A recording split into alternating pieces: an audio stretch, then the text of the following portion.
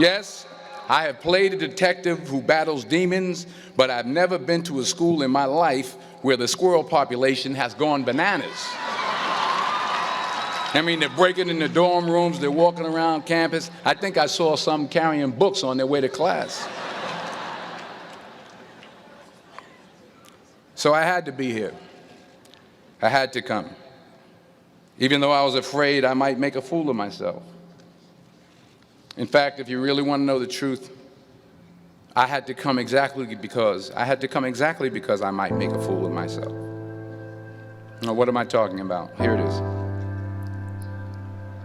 I found that nothing in life is worthwhile unless you take risks. Nothing. Nelson Mandela said, "There is no passion to be found playing small and settling for a life that's less than the one you're capable of living."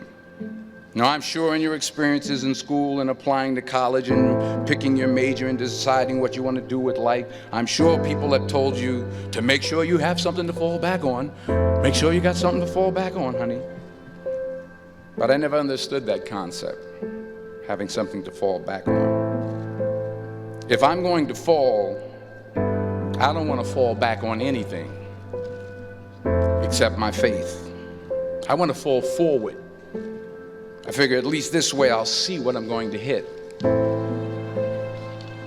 Fall forward. This is what I mean. Reggie Jackson struck out 2,600 times in his career, the most in the history of baseball. But you don't hear about the strikeouts. People remember the home runs. Fall forward. Thomas Edison conducted 1,000 failed experiments. Did you know that? I didn't know that. Because the 1,001st was the light bulb. Fall forward.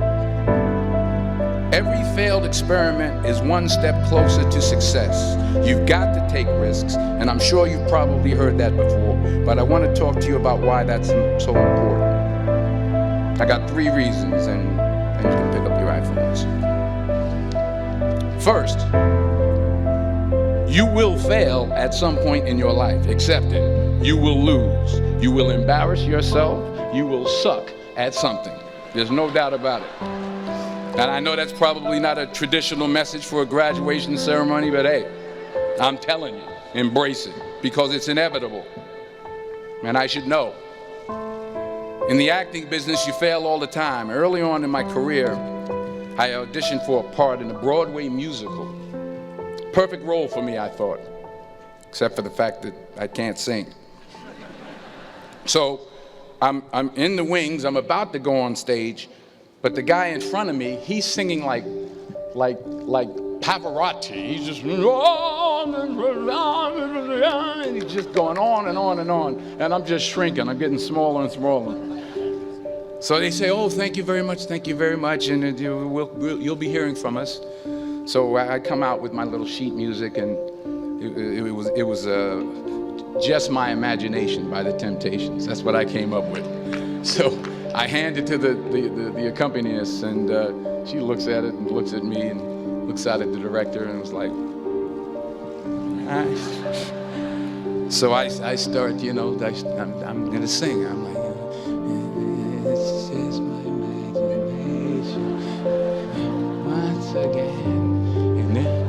Coming away with me. And I'm not saying anything, so I'm thinking I'm getting better. So I start getting into it. It was just running. They say, "Oh, yeah, thank you very much, Mr. Washington. Thank you." So I assumed I didn't get the job. But the next part of the audition, he called me back. The next part of the audition is the acting part of the audition. So I'm like, hey, okay, maybe I can't sing, but I know I can act. So they pair me with this guy, and again, I didn't know about musical theater. And musical theater is big, so they can reach everyone all the way in the back of the stadium. And I'm more from a realistic, naturalistic kind of acting where you actually talk to the person next to you. So I don't know what my line was. My line was, "Well, hand me the cup." And his line was, "Well, I will hand you the cup, my dear. The cup will be there to be handed to you." I I said, okay. Well, should I give you the cup back? Oh, yes, you should give it back to me because you know that is my cup and it should be given back to me. I didn't get the job. But here's the thing. I didn't quit. I didn't fall back. I walked out of there to prepare for the next audition, and the next audition, and the next audition. I prayed. I prayed. And I prayed.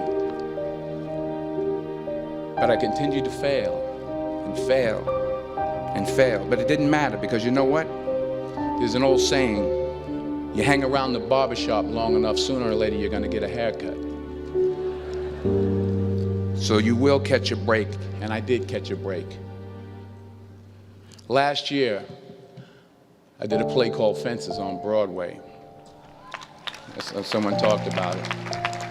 Won the Tony Award. And I didn't have to sing, by the way. But here's the kicker. It was at the Court Theater.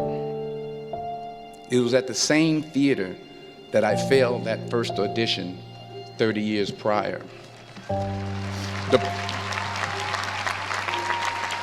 The point is, and I'll pick up the pace, the point is every graduate here today has the training and the talent to succeed. But do you have the guts to fail? Here's my second point about failure. If you don't fail, you're not even trying. I'll say it again. If you don't fail, you're not even trying. My wife told me this great expression. To get something you never had, you have to do something you never did. Les Brown's a motivational speaker. He made an analogy about this. He says, imagine you're on your deathbed, and standing around your deathbed are the ghosts representing your unfulfilled potential. The ghost of the ideas you never acted on. The ghost of the talents you didn't use. And they're standing around your bed, angry, disappointed, and upset. They say, we came to you because you could have brought us to life, they say. And now we have to go to the grave together. So I ask you today, how many ghosts are going to be around your bed when your time comes? You've invested a lot in your education, and people have invested in you. And let me tell you, the world needs your talents, man, does it ever. I just got back from Africa like 2 days ago, so if I'm rambling on, it's because of jet lag. I just got back from South Africa. It's a beautiful country, but there are places there with terrible poverty that need help. And Africa is just the tip of the iceberg. The Middle East needs your help. Japan needs your help. Alabama needs your help. Tennessee needs your help. Louisiana needs your help. Philadelphia needs your help. The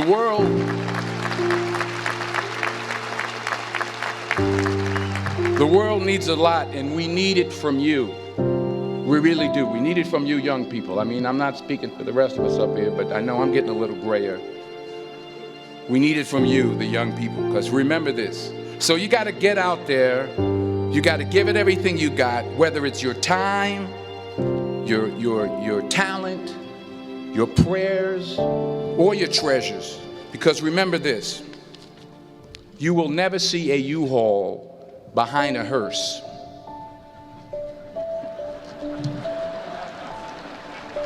I'll say it again. You will never see a U-Haul behind a hearse. You can't take it with you. The Egyptians tried it, and all they got was robbed. So the question is, what are you going to do with what you have? I'm not talking about how much you have.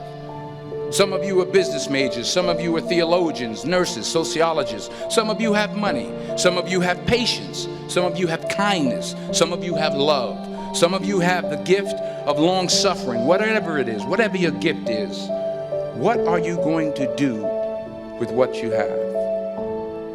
All right, now here's my last point about failure. Sometimes it's the best way to figure out where you're going. Your life will never be a straight path. I began at Fordham University as a pre-med student. I took a course called cardiac morphogenesis. I still can't say it. Cardiac morphogenesis. I couldn't read it, I couldn't say it, I sure couldn't pass it. So then I decided to go into pre-law, then journalism. And with no academic focus, my grades took off in their own direction. Yeah, down. I was a 1.8 GPA one semester, and the university very politely suggested that it might be better to take some time off. I was 20 years old, I was at my lowest point. And then one day, and I remember the exact day, March 27th, 1975, I was helping my mother in her beauty shop. My mother owned a beauty shop up in Mount Vernon. And there was this older woman who was considered one of the elders in the town. And I didn't know her personally, but I was looking in the mirror, and every time I looked through the mirror, I could see her behind me, and she was staring at me. She just kept looking at me. Every time I looked at her, she kept giving me these strange looks. So she finally took the dryer off her head and she said something I'll never forget. First of all, she said, "Somebody give me a piece of paper. Give me a piece of paper." She said, "Young boy, I have a prophecy, a spiritual prophecy." She said, "You are going to travel the world and speak to millions of people." Now, mind you, I'm 20 years old, I'm flunked out of school. In fact, like a wise ass, I'm thinking to myself, maybe she's got something in that crystal ball about me getting back into school next fall. But maybe she was on to something, because later that summer, while working as a counselor at a YMCA camp in Connecticut, we put on a talent show for the campers. And after the show, another counselor came up to me and asked, "Have you ever thought about acting? You're good at that." So when I got back to Fordham that fall, I got in and I changed my major once again for the last time. And in the years that followed, just as that woman prophesied, I have traveled the world and I have spoken to millions of people through my movies.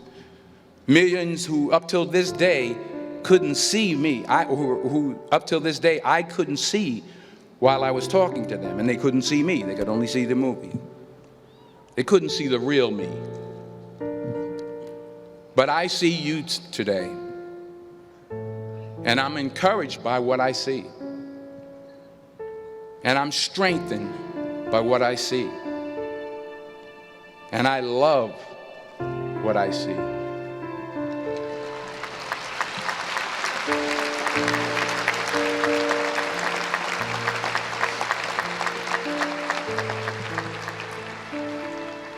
One more page, and I'll shut up.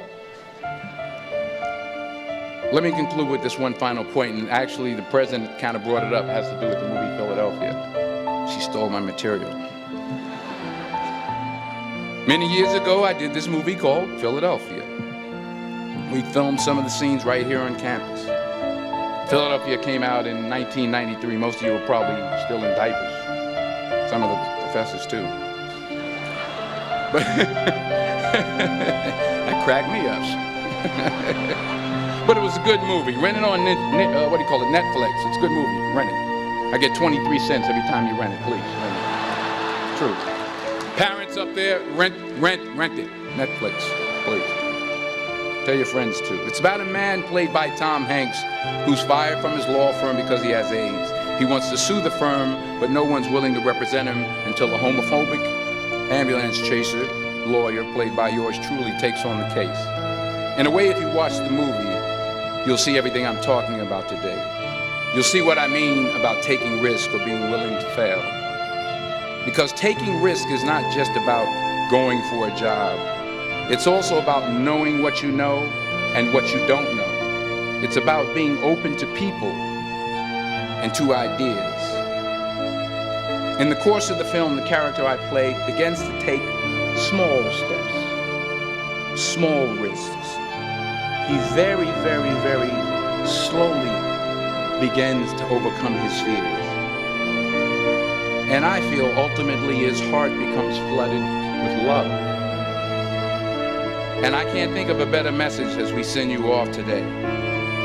To not only take risks, but to be open to life, to accept new views, and to be open to new opinions. to be willing to speak at a commencement at one of the best universities in the country, even though you're scared stiff. While it may be frightening, it will also be rewarding. Because the chances you take, the people you meet, the people you love, the faith that you have, that's what's going to define you. So members of the class of 2011, this is your mission. When you leave the friendly confines of Philly, never be discouraged, never hold back, give everything you got. And when you fall throughout life, and maybe even tonight after a few many glasses of champagne, remember this: fall forward. Congratulations, I love you, God bless you, I respect you.